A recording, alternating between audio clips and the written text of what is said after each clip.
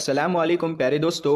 अक्सर हम सोचते हैं कि ताकत के लिए काजू बादाम खाने चाहिए, चिकन मटन होना चाहिए, बड़ी बड़ी ग़िज़ाएं होनी चाहिए, तब जाकर ताकत आती है, तब जाकर जिस्म मजबूत बनता है। लेकिन आज हम आपको हज़रत अली रज़ियल्लाहु ताला अन्हु की ताकत के बारे में एक ऐसा वाक़या बताने वाले हैं जिनके घर में अक्सर फाके होते थे, जो तीन तीन दिनों तक लगातार रोज़े रखते थे और फिर पानी पीकर इफ्तार किया करते थे। मगर फिर भी इनकी ताकत के बारे में जानकर आप सब लोग हैरान हो जाओगे। इसीलिए आप इस वीडियो को आखिर तक ज़रूर देखें और मेहरबानी करके शेयर भी कर दें ताकि और भी लोगों तक ये वीडियो पहुंच जाए। वीडियो को लाइक नहीं किया है तो प्लीज़ इस वीडियो को एक लाइक करें। तो चलिए दोस्तों शुरू करते हैं। दोस्तों, जंगे बदर और जंगे ओहद के बाद में अल्लाह के करम से मुसलमान बहुत मजबूत हो गए थे।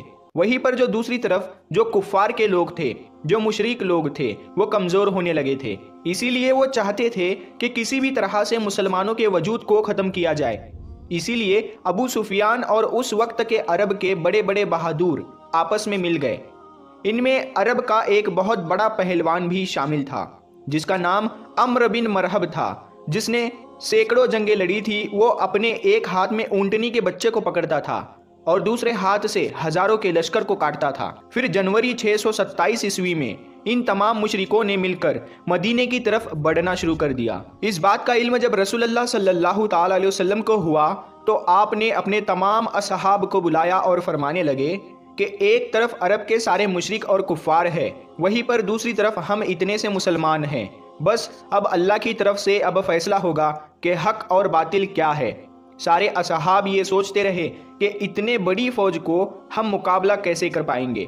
इतने में सलमान फारसी रजी अल्लाह ताला अन्हु ने फरमाया, या रसूल अल्लाह, हमारे मदीने को तीन तरफ से पहाड़ों ने घेर रखा है और सिर्फ एक तरफ से आने जाने का रास्ता बना हुआ है। अगर हम उस रास्ते पर एक बड़ा सा गड्ढा खोद देते हैं तो फिर कोई कुफ्फार खुले तौर पर मदीना पर हमला नहीं कर सकेंगे। इस बात को सबने बेहतर समझा और फिर सब लोग खंदक खोदने में लग गए। फिर 6 दिनों तक तमाम मुसलमान लगातार गड्ढा खोदते रहे। बिल आखिर मदीना की हिफाजत के लिए 5.5 किलोमीटर लंबी, 4.5 मीटर गहरी और 9 मीटर चौड़ी एक खंदक खोदी गई। फिर जैसे ही अबू सुफियान, अम्र बिन मरहब और अरब के बड़े बड़े बहादुर मदीने के करीब आए तो उन्होंने देखा कि मदीने के बाहर एक बहुत बड़ी खंदक खोदी हुई है। ये देखकर वो हैरान हुए और सोचने लगे, इन लोगों ने आखिर इतनी बड़ी खंदक खोदी कैसे है और अब हम मदीने पर हमला कैसे करेंगे। उसके बाद ये 6 हफ्तों तक मदीने से बाहर बैठे रहे। फिर अम्र बिन मरहब ने कहा कि ये तो मेरी तौहीन है। इतना कहते हुए उसने अपने घोड़े को खंदक में उतार दिया और जैसे जैसे करके उसने खंदक को पार किया और मदीना में पहुंच गया। फिर चीख चीख कर कहने लगा, ऐ मुसलमानों, झूठे खुदा के दावे करने वालों, अगर हिम्मत है तो आकर मुझसे लड़ो या फिर मेरे हाथों मर जाओ। ये सुनकर सारे मुसलमानों ने अपनी नजरें झुका ली और खामोश हो गए। इतने में हजरत अली रजी अल्लाह ताला अन्हु खड़े हुए और कहने लगे, या रसूल अल्लाह सल्लल्लाहु ताला अलैहि वसल्लम, आप मुझे इजाजत दीजिए, मैं जाऊंगा। तो आप सल्लल्लाहु ताला अलैहि वसल्लम ने फरमाया, ऐ अली बैठ जाओ, तुम्हें पता भी है सामने कौन है? सामने अम्र है, तुम इससे टक्कर नहीं दे सकोगे, तुम इसके टक्कर के नहीं हो, अभी तुम्हारी उम्र भी कम है। उस वक्त हजरत अली रजी अल्लाह ताला अन्हु की उम्र सिर्फ 23 साल की थी। फिर अम्र बिन मरहब चीख कर कहने लगा, ऐ मुसलमानों, किधर है तुम्हारी जन्नत जिसका तुम दावा करते हो? कहते हो कि शहीद होंगे तो जन्नत में जाएंगे। यहाँ पर कोई नहीं है जो तुम्हारी जन्नत का शौकीन हो। मुसलमानों में बड़े बड़े बहादुर और पहलवान भी बैठे हुए थे, जिनमें उम्र तलहा जैसे बहादुर भी थे, मगर सबके सब खामोश हो गए।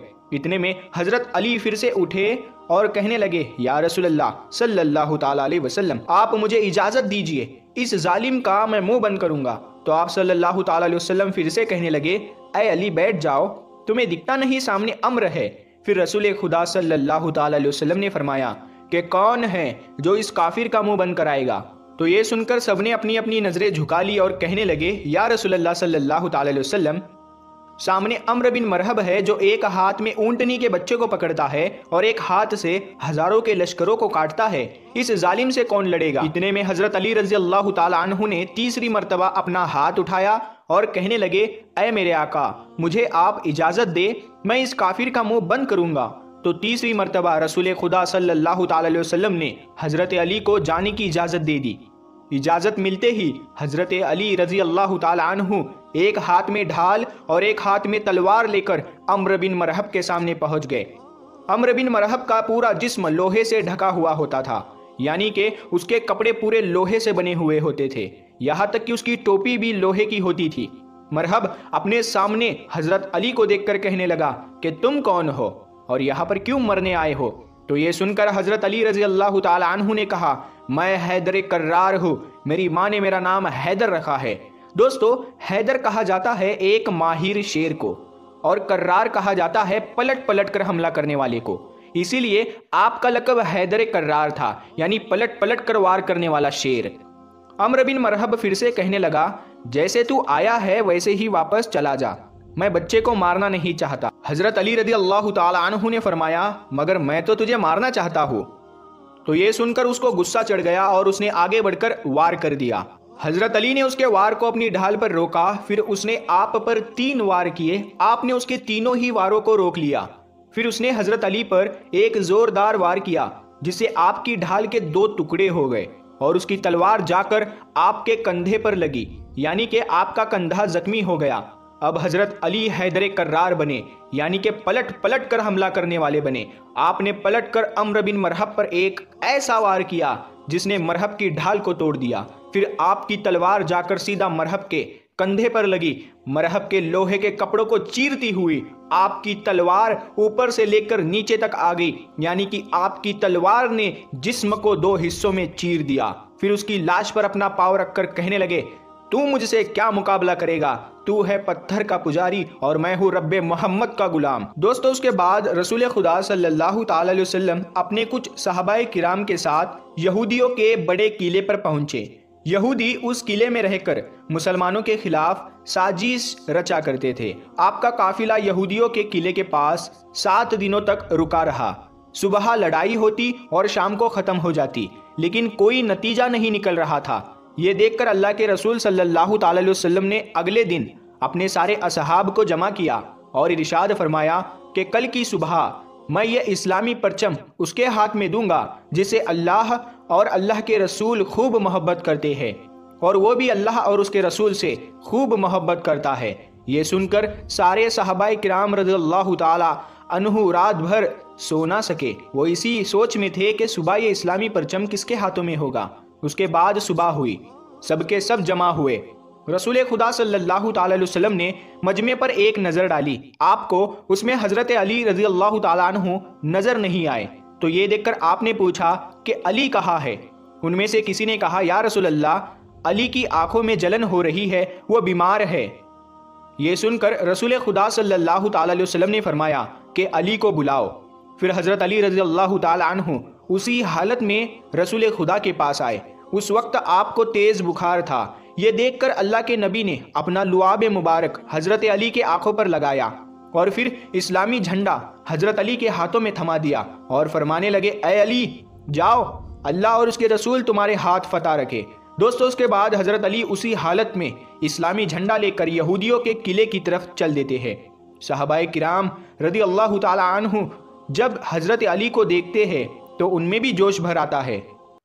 حضرت علی جیسے ہی یہودیوں کے قلعے کے پاس پہنچے تو آپ نے دیکھا کہ اس قلعے کا جو مین دروازہ ہے وہ بہت بڑا ہے، وہ بند ہے، جس کو 70 لوگ مل کر بند کیا کرتے تھے۔ حضرت علی رضی اللہ تعالی عنہ نے پھر ایک ہاتھ سے تلوار چلانا شروع کر دی اور ایک ہاتھ سے اس دروازے کو ہلایا اور اکھاڑ لیا، اور صحابہ کرام سے کہنے لگے کہ آپ سب قلعے کے اندر داخل ہو جاؤ۔ پھر حضرت علی ایک ہاتھ سے اس وقت تک دروازے کو اٹھائے رکھا جب تک کہ تقریباً 600 صحابہ کرام قلعے کے اندر داخل نہ ہوئے۔ پھر جب سارے صحابہ کرام قلعے کے اندر داخل ہو گئے تو پھر حضرت علی نے اس دروازے کو اتنی زور سے دور پھینکا کہ وہ کئی گز دور جا کر گرا۔ تو دوستو، جس کی طاقت 70 لوگوں کے برابر تھی وہ حضرت مولا علی رضی اللہ تعالیٰ عنہ تھے۔ اسی لیے تو ہم اپنے بچوں کو یہ سکھاتے ہیں کہ کبھی کوئی وزن چیز نہ اٹھے تو یا علی کہہ کر اٹھا لیا کرو، کیونکہ یا علی کہنے سے بازو تمہارے ہوں گے مگر قوت حیدری تم پر آ جائے گی۔ پیارے دوستو، امید ہے آپ کو آج کا یہ واقعہ بہت پسند آیا ہوگا۔ اس واقعے کو اپنے دوستوں میں شیئر ضرور کریں، اور ابھی تک آپ نے ہمارے چینل نور حدیث کو سبسکرائب نہیں کیا ہے تو ہمارے چینل کو سبسکرائب کر کے بیل آئیکن ضرور دبا دیں۔